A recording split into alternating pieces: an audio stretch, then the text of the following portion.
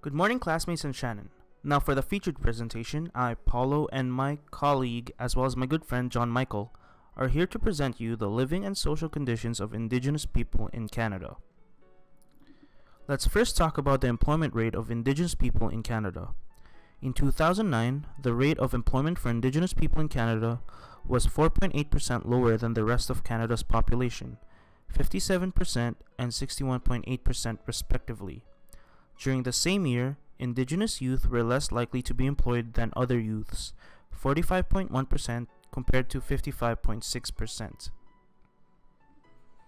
Now let's talk about their income. Indigenous people's income tend to be lower than the Canadian average. In 2006, the median income for Indigenous people was $18,962, while the median for the rest of Canada was $27,097. That's a 30% difference.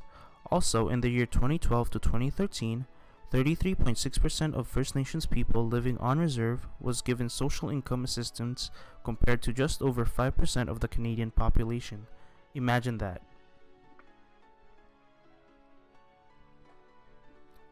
Now that we talked about their income, let's talk about their living conditions. On the housing side of things, in the span of 10 years from 1996 to 2006, there has been an increase from 36% to 45% of First Nations people living in houses which needed major repairs.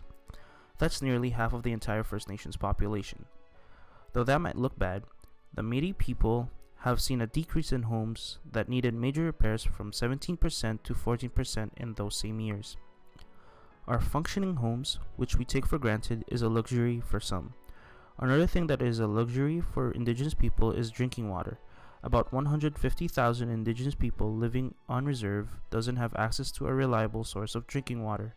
Children who bathe in the available water they have often suffer from painful rashes and conditions such as psoriasis and eczema. Also, the water wells are contaminated with uranium, which can lead to cancer. They say education is power, right? We are blessed with education. For First Nation students, however, 70% don't graduate from high school.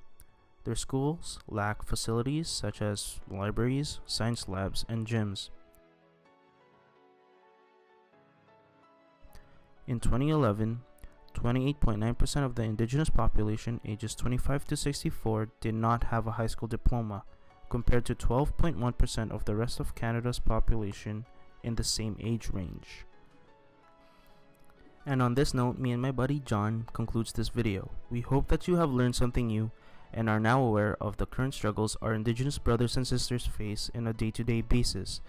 Thank you for listening to me for 5 minutes, or act like you're listening, and to Professor Shannon, please give us an A. Thank you. The end.